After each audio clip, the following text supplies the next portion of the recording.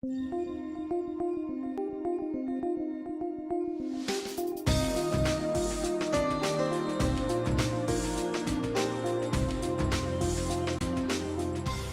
of the lessons I've learned when you're sharing an idea, making a recommendation to decision makers, is that they've got to be able to connect with your idea, not only intellectually, they've got to be able to connect with it emotionally.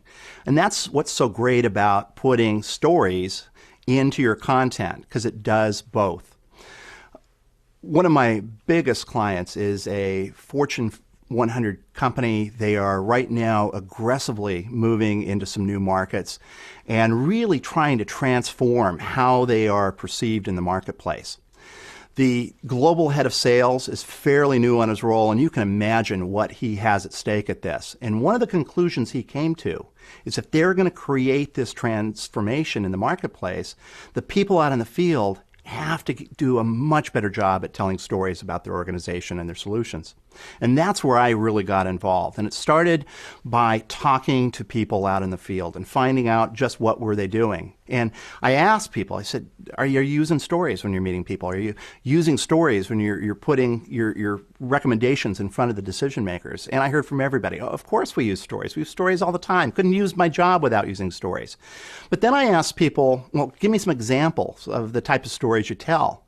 And almost to the last person, they shared examples that were basically, this customer had a problem, my company provided this solution, and they got these results. And you know what? That's not a story. That's a reference case. Now, it serves a purpose because it adds validity, it adds credibility to a presentation, but it rarely connects on an emotional basis.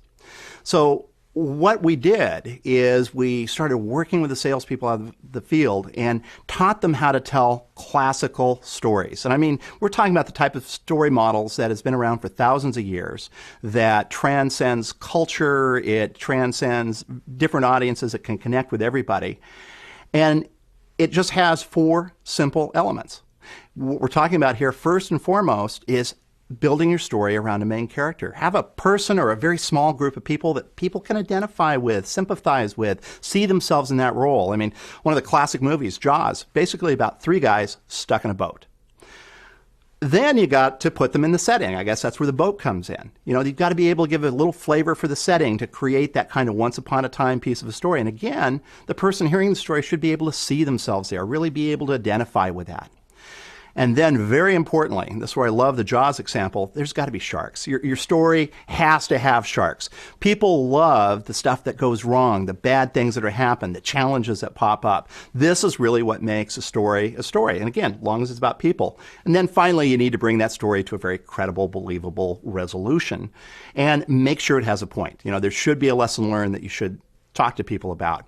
Now, here's what was most interesting is you compare, you know, I've been using a movie analogy. Movies have hours to tell their story. When you're talking to senior decision makers, you've got maybe 2 minutes at the most to make your point. And so, to quote Stephen Denning, who's kind of the guru of the business story, he says the challenge is, you know, you've got to get rid of that mind-numbing mass of detail to something you can tell in a couple minutes that somehow or another, for the listener, fills in all those details you left out, that happens in their imagination. That really is the magic of a well-told story, is the ability to get your idea across, but with a strong emotional connection.